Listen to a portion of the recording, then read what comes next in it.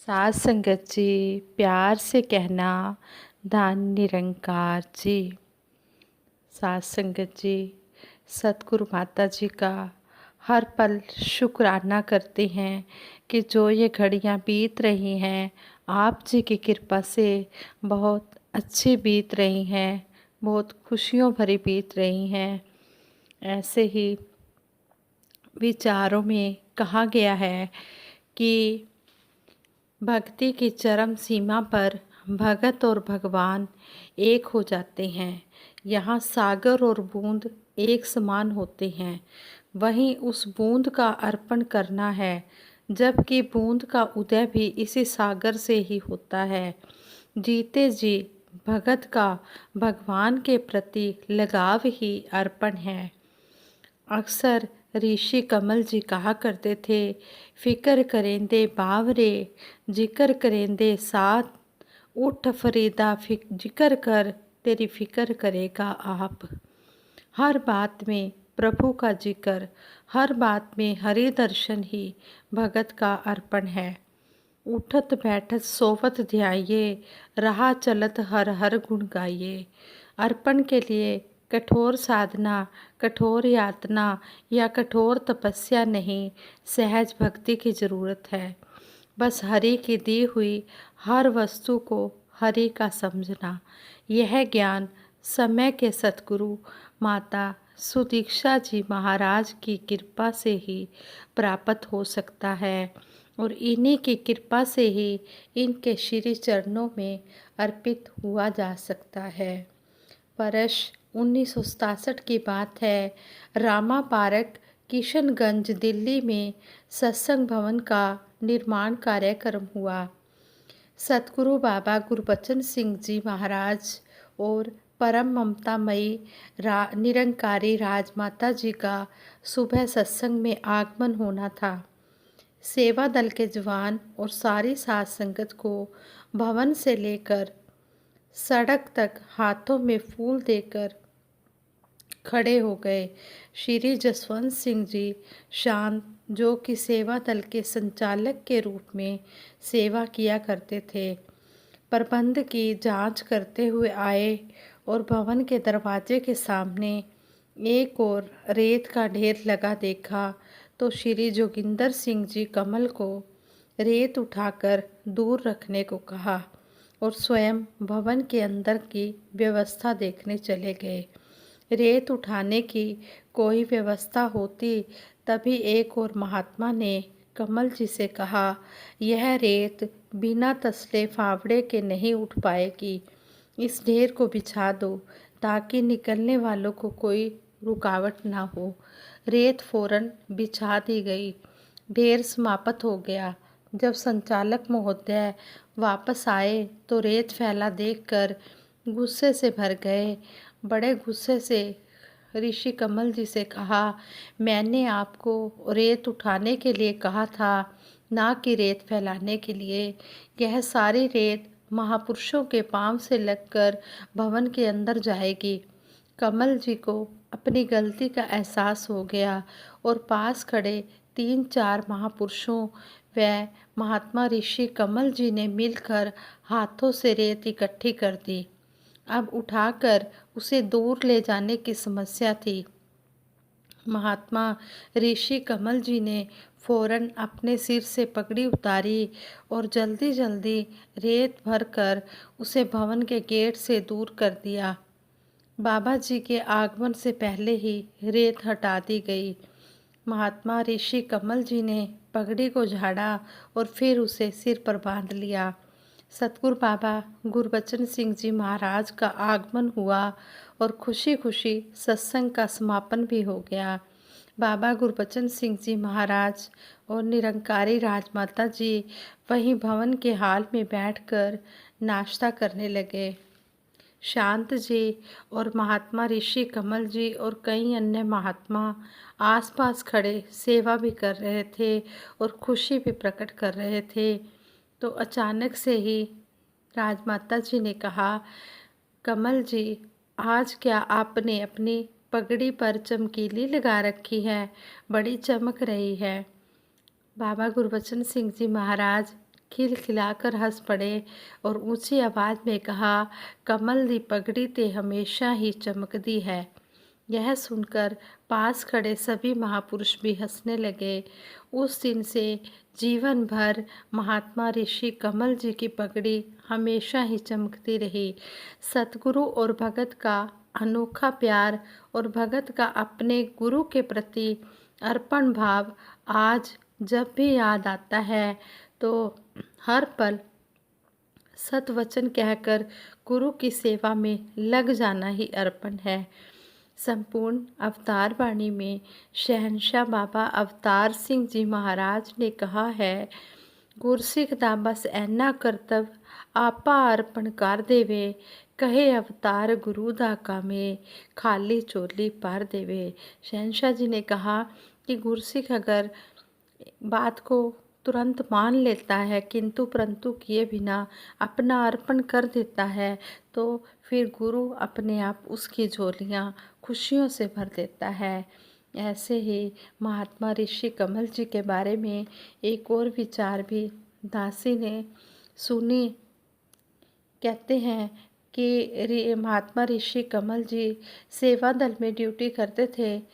एक बार बाबा गुरबचन सिंह जी महाराज का समागम में आगमन होना था तो एक महात्मा ने महात्मा ऋषि कमल जी की ड्यूटी लगाई कि आप फलां जगह पर खड़े होकर बाबा जी का इंतज़ार कर लो। अब वो महात्मा वहाँ जाकर बाबा जी का इंतज़ार करने लगे, लेकिन बाबा गुरबचन सिंह जी महाराज दूसरे रास्ते से आ गए सत्संग में। जब सत्संग समाप्ति हो गई तो शहंशाह जी कहने लगे, आज ऋषि कमल जी नहीं आए। तो दूसरे महात्मा कहने लगे, वो महात्मा तो ड्यूटी पर हैं लेकिन हम तो उन्हें बुलाना ही भूल गए। तो बाबा गुरबचन सिंह जी महाराज कहते हैं, चलो वहीं चलते हैं कमल जी के पास। बाबा गुरबचन सिंह जी महाराज ने कमल जी को कहा, आप आए नहीं।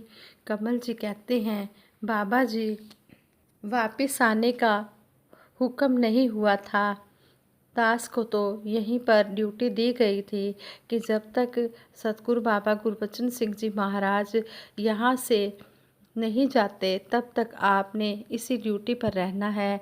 लेकिन बाबा जी आप तो दूसरे रास्ते से चले गए और दास को जब तक हुक्म नहीं हुआ दास अपनी ड्यूटी पर ही यहीं पर ही अपनी ड्यूटी करता रहा।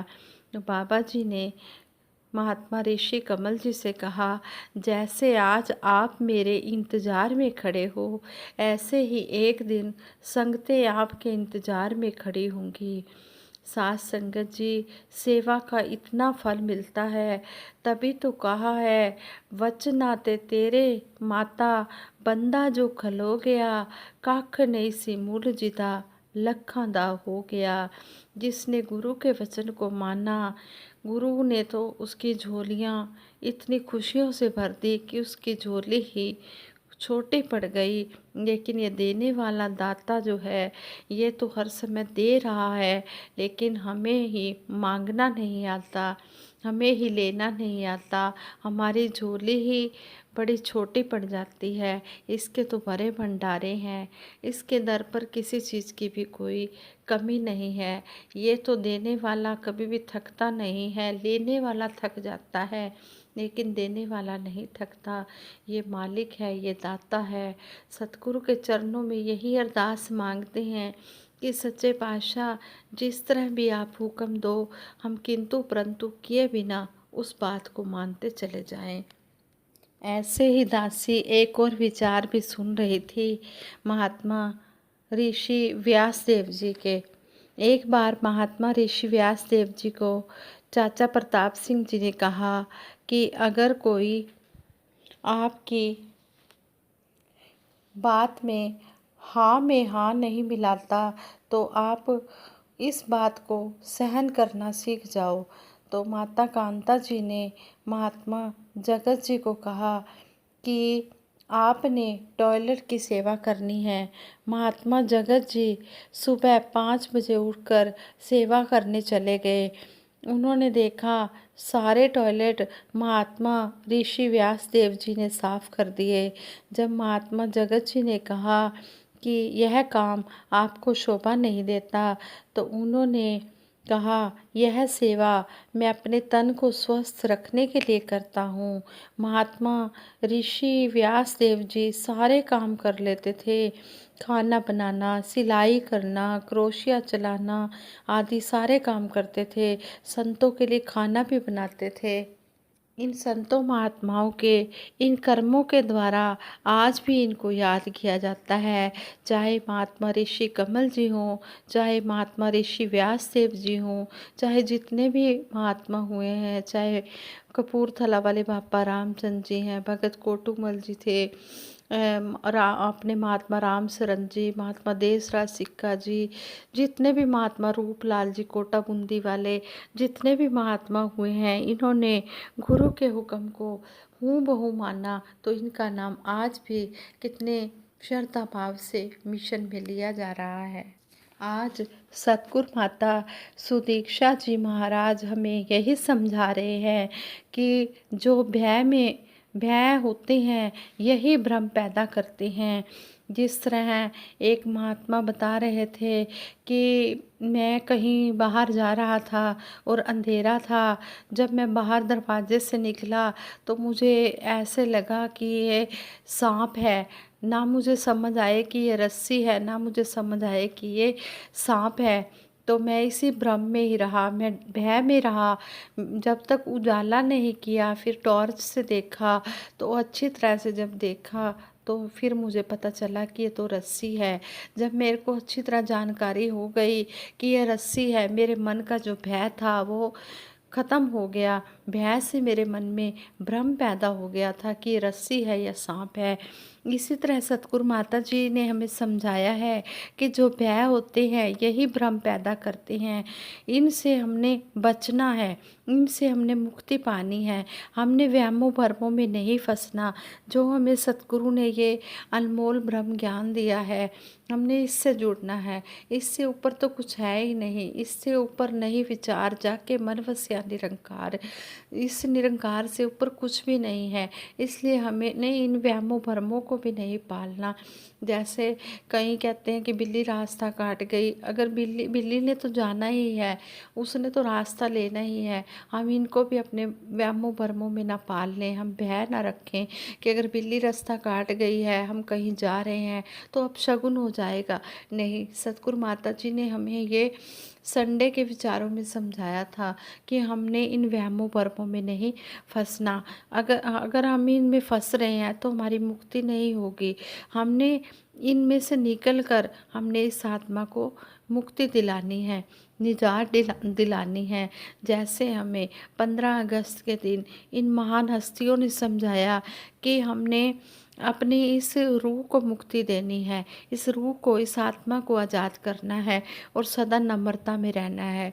सच्चे पातशाह के चरणों में यही अरदास है, सच्चे पातशाह मेहर करना, हम नादान बच्चे हैं, आप जी हमें सही रास्ते पर चलाते रहना।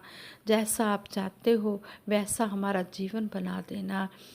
हाँ, संगत जी दासी सिमरन कराए कि आप सभी ने मिलकर साथ देना है। तू ही निरंकार मैं तेरी शरण हाँ, मैनू बख्श लो। तू ही निरंकार मैं तेरी शरण हाँ, मैनू बख्श लो। तू ही निरंकार मैं तेरी शरण हाँ, मैनू बख्श लो। संगत जी दासी 2 लाइनें और मुक्ति के बारे में कहना चाहती है कि यदि रस्सी से बंधा होता तो छुड़ा लेता, सबको मुक्त कर देता, आज़ादी मना लेता। मुक्ति चाहता है हर कोई बंधन से, मुक्ति चाहता है हर कोई बंधन से, आसक्ति है पर सुगंधित चंदन से। कहते हैं कि अंधेरे में रस्सी को सांप है समझ लिया, रोशनी मिल जाए तो होती सब खत्म क्रिया।